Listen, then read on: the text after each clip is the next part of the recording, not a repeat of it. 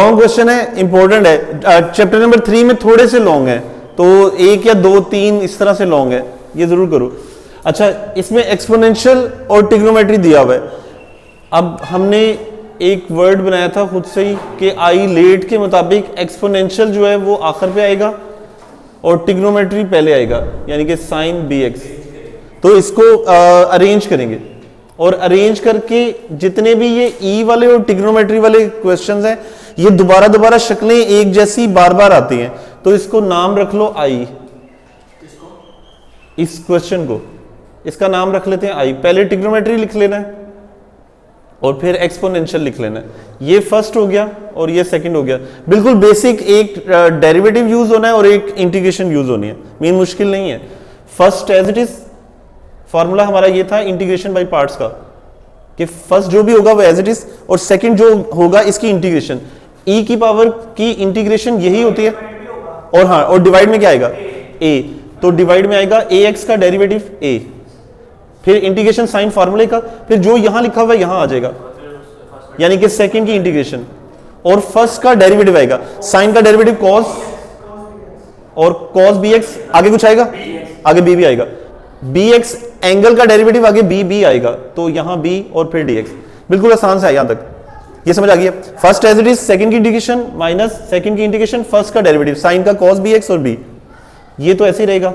Exponential पहले लिख लिया करो, जरा अच्छा लगता है। और साइन बी एक्स। अब कांस्टेंट इनमें कौन है? बी और ए। इस कांस्टेंट को बाहर निकाल दो, बाकी बचा ऊपर है बी और डिवाइड में है ए। ये रहा, एंगल का डेरिवेटिव बी था ना, तो वो आया। बी को भी शुरू में लिख दिया, ए को भी शुरू में लिख दिया, और बाकी बचा ये। यहां तक समझ आ गई होगी। अब इसे इंटीग्रेशन बाय पार्ट्स दोबारा करेंगे, और जब दोबारा करेंगे तो कुछ इस तरह की शक्ल बन जाएगी। तो अब इसको दोबारा करते हैं। ये तो ऐसे रहेगा, इस पे टाइम नहीं लगाते। बी ओवर ए, और इन दोनों में इसी तरह अरेंज तो है। फर्स्ट एज इट इज, यानी कि कॉस बी एक्स, सेकेंड की इंटीग्रेशन अभी की थी ई की पावर इंटीग्रेशन, ई की पावर ए एक्स ही होती है, और पावर का डेरिवेटिव डिवाइड में आता है, माइनस फार्मूले का, इंटीग्रेशन साइन फार्मूले का। फिर ये चीज यही आ जाएगी, या समझ लो सेकंड की इंटीग्रेशन वो यही है, और कॉस का डेरिवेटिव आना चाहिए, माइनस साइन बी एक्स, और एंगल का आगे बी भी आएगा, सही, ब्रैकेट क्लोज, और डी एक्स। ये तो ऐसे ही आता जाएगा। और अब इसको मल्टीप्लाई भी करते जाओ, तो ये बन जाएगा माइनस बी ओवर ए स्क्वेयर कॉस बी एक्स ई की पावर एक, और माइनस माइनस प्लस, और ये मिलके फिर माइनस। तो अब ये देखो, ये बी इसके साथ मल्टीप्लाई होगा तो बी स्क्वेयर, ये ए जब इसके साथ मल्टीप्लाई होगा तो ए स्क्वेयर, और इंटीग्रेशन पहले साइन लिख रहा हूं और फिर एक्सपोनेंशियल लिख रहा हूं, और फिर डीएक्स। अब ये देखो, ये सारा वापस क्वेश्चन बन गया। स्टार्ट में ये बताया था, हाँ, इसको आई रखा हुआ था नाम, तो इसको वापस इसकी जगह आई रखेंगे। तो नेक्स्ट कर रहा हूं, इधर लेफ्ट साइड पे एक आई पहले ही चल रहा है, ई की power A x divided by a, सब कुछ एज इट इज।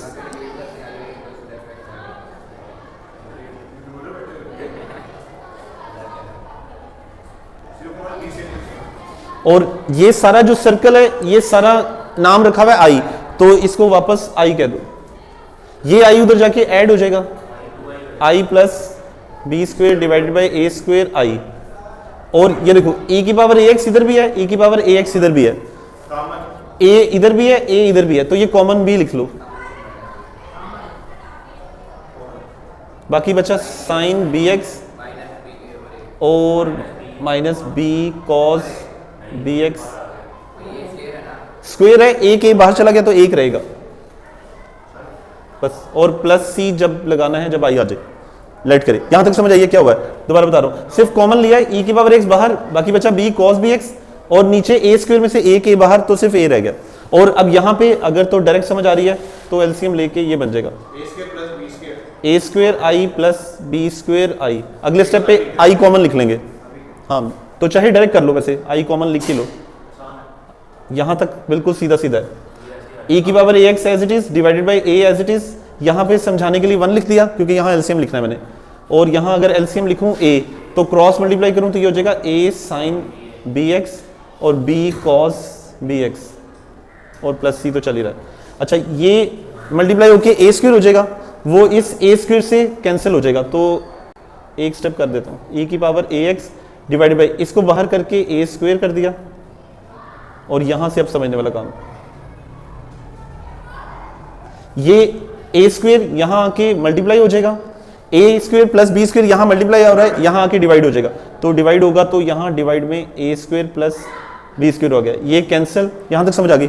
और अब वैसे तो बज़ाहिर आंसर आ गया है, लेकिन इधर देखो आंसर में a स्क्वायर b स्क्वायर का स्क्वायर रूट चाहिए, यहां सिंपल है, e की पावर ax चाहिए, चलो वो तो आ गया, sine bx minus tangent b over a चाहिए, तो ये इसको देखते हुए कुछ अब मुझे यहां चेंजिंग लानी है, और ये काम अब खुद से करना है। खुद से करने का मतलब है, इसको देखो, अगर मैं थोड़ा सा ऐसे सोचूं कि ये अल्फा हो और अगर ये बीटा हो, तो ये कहीं ना कहीं मेरे पास sine alpha cos beta, cos alpha और साइन बीटा वाली शक्ल कहीं ना कहीं आएगी।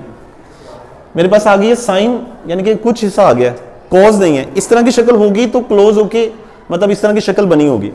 इसको सोचते हुए अब मैं इस a की जगह पे कॉस लाना चाह रहा हूं, ये बात समझ आइए, साइन अल्फा कॉस बीटा लाना चाह रहा हूं, फिर कॉस अल्फा और यहां साइन अल्फा लाना चाह रहा हूं, ये वाला फार्मूला बनाना चाह रहा हूं ताकि वो क्लोज हो जाए, और उसके लिए फिर लेट करेंगे, खुद से लेट कर रहा हूं, a equal to R cos, और कोई एंगल और लिखेंगे, यहां एंगल तो उससे बताया नहीं, तो ज्यादातर फाई यूज होता है, तो फाई लिख लिया, मीन कोई और थीटा भी लिख सकते हो, फिर b जो है वो लिख लिया आर, यहां b कॉस के साथ मुझे साइन चाहिए, तो ये साइन, ये फाई।